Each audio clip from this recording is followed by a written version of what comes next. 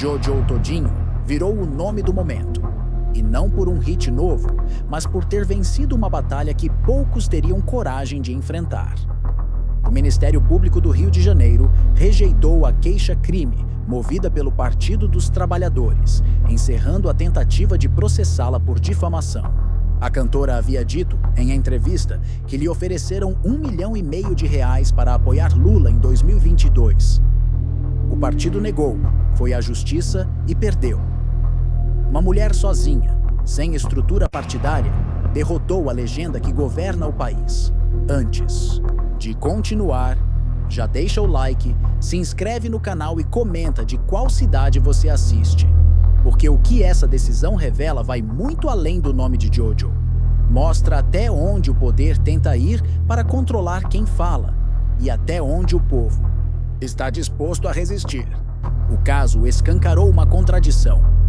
Um partido que se diz defensor da democracia tentou calar uma voz que apenas relatou o que viveu. Se liberdade de expressão vale só quando elogia o governo, então o nome disso não é democracia, é censura disfarçada de moral. A decisão do Ministério Público expôs a fragilidade de quem usa tribunais como escudo político.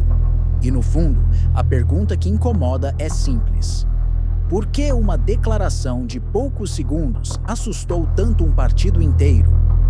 Talvez porque ela não veio de um político, nem de um jornalista comprado, mas de alguém que fala com o coração e sem medo de perder patrocínio.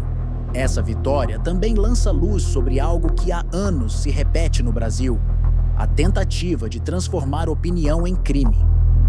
Quando Jojo disse que recusou uma oferta milionária, ela não atacou ninguém, apenas contou uma história. Mas o sistema quis transformar isso em exemplo, e o exemplo virou contra ele. O Ministério Público entendeu o óbvio. Não há crime em falar a verdade, nem em discordar do poder. A esquerda, acostumada a ver celebridades ajoelhadas, encontrou alguém que ficou de pé. E quando uma mulher comum vence o Estado, o discurso do governo do povo começa a soar falso até para os mais fiéis. O mais curioso é que a decisão jurídica tem um valor moral que nenhum tribunal poderia medir. Ela marca o início de um desconforto nacional, o de perceber que a liberdade virou privilégio seletivo. Jojo mostrou que não é preciso diploma, partido ou terno para defender um princípio. Bastou coragem. E é isso que o sistema teme: o efeito dominó da coragem. Se ela venceu, quantos outros agora vão se sentir prontos para falar sem medo? Essa pergunta o PT não quer responder. Mas o país inteiro já começou a fazer.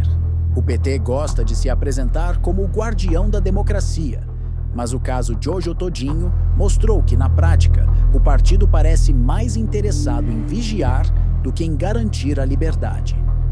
Depois de ser desmentido pela justiça, o discurso de defesa da verdade virou piada nas redes. E o que antes era um processo judicial virou símbolo de uma era em que a censura tenta se disfarçar de moral. Porque, convenhamos, se uma simples opinião de uma cantora assusta tanto um partido, o problema não está na fala. Está na fragilidade de quem se diz dono da verdade. Desde que perdeu na justiça, o PT tenta minimizar o estrago, mas o dano já está feito. O país inteiro entendeu o recado. Quando alguém do povo fala o que pensa, o sistema reage como se tivesse sido ofendido pessoalmente. Por que será? Talvez porque o poder, quando se vê exposto, prefere atacar o mensageiro do que responder à mensagem. E é justamente isso que faz a vitória de Jojo incomodar tanto. Ela desmonta o teatro do controle. O partido que vive acusando os outros de espalhar fake news tentou criar sua própria verdade oficial e perdeu. Há algo profundamente irônico nisso tudo. Aqueles que se proclamam defensores da liberdade de expressão foram os primeiros a acionar advogados para silenciar uma mulher que nem militância política tem. E o povo percebeu? Não dá para falar em pluralidade quando só uma voz é tolerada. Não dá para exigir respeito se o respeito é condicional.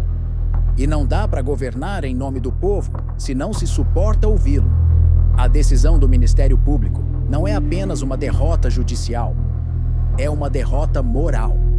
Porque mostra o que muitos fingiam não ver: o medo da esquerda de perder o monopólio da narrativa. E é aí que a polêmica cresce. O que o PT tentou fazer com Jojo não foi um caso isolado, foi um ensaio de poder. Um aviso: quem falar demais será punido. Mas deu errado, porque o Brasil de 2025 já não é o mesmo. A internet virou o tribunal do povo, e as tentativas de censura soam cada vez mais como confissão de culpa. Quando a verdade incomoda, é sinal de que alguém vive da mentira. E quando uma mulher vence o partido que se dizia intocável, algo muda no equilíbrio das forças. A reação do povo foi imediata e poderosa. Nas redes sociais, milhares de brasileiros transformaram o nome de Jojo Todinho em símbolo de resistência contra a arrogância do poder. Ela virou o rosto de quem não tem medo de dizer o que pensa e de quem se cansou de ver políticos usando a justiça como escudo. O que começou como uma notícia de bastidor se tornou um grito coletivo. Chega de hipocrisia, chega de perseguição a quem fala fora da cartilha. É curioso como uma única vitória judicial pode revelar tanto sobre um país. Será que foi só sobre Jojo ou sobre todos os brasileiros que vivem com medo de se expressar? A verdade é que o povo se viu nela, porque Jojo não é uma elite, não é uma política, não tem sobrenome famoso. É alguém que construiu o que tem com a própria voz. E quando o sistema tentou calá-la, o Brasil enxergou a si mesmo naquela história. Foi um espelho da luta de quem trabalha, paga imposto e mesmo assim é tratado como suspeito por ter opinião. Nas praças digitais, o assunto dominou as conversas. Gente simples dizendo: ela falou por nós. E esse nós tem um peso que o PT não esperava enfrentar. Quando o povo se reconhece num ato de coragem, nenhuma propaganda partidária é capaz de abafar o som. E foi isso que assustou tanto: a espontaneidade. A direita não precisou organizar campanha, fazer mutirão, nem convocar militância. Bastou o instinto popular. Porque a verdade, quando ecoa, dispensa roteiro. A vitória de Jojo acendeu um tipo de chama que não se apaga com decreto. É o tipo de chama que desperta em cada cidadão a lembrança de que a voz dele ainda conta. E o mais irônico é que o partido que tentou processá-la acabou reforçando justamente o que mais teme: o poder da palavra livre. Cada novo compartilhamento, cada comentário de apoio, virou um voto simbólico contra o silêncio imposto. E é aqui que o significado se amplia. O caso deixou de ser um embate jurídico e virou um divisor cultural. Gente que nunca se interessou por política começou a discutir liberdade de expressão, censura, coerência. O nome de Jojo atravessou bolhas ideológicas e uniu extremos improváveis em torno de uma ideia simples: o direito de discordar. E se o PT queria dar uma lição, acabou recebendo uma. O povo não precisa de autorização para pensar. E talvez, sem perceber, o Brasil tenha encontrado em uma cantora o eco da sua própria indignação. O Brasil está mudando. E quem vive de discurso pronto começa a perceber. A vitória de Jojo Todinho não foi um episódio isolado, foi um termômetro. Ela revelou que existe um país inteiro cansado de ter medo de falar, de ser rotulado por pensar diferente, de ver a justiça usada como ferramenta política. A direita, que por anos foi ridicularizada, agora observa o pêndulo virar. Cada nova voz que se levanta contra a patrulha ideológica amplia a sensação de que o jogo mudou. O silêncio imposto já não funciona. E talvez seja isso que mais assusta os que estão no poder: a constatação de que o medo mudou de lado. Esse despertar não veio de gabinetes ou partidos, veio do povo. Da internet, das ruas, das conversas entre vizinhos. De um país que aprendeu a identificar manipulação e agora reage com ironia e desdém a quem tenta ditar o que é permitido pensar. A direita brasileira não é mais uma minoria acuada. É uma maioria que aprendeu a se expressar, a argumentar e a ocupar espaço. E essa mudança cultural é mais profunda do que qualquer eleição. Porque quando a mentalidade muda, o poder político é apenas questão de tempo.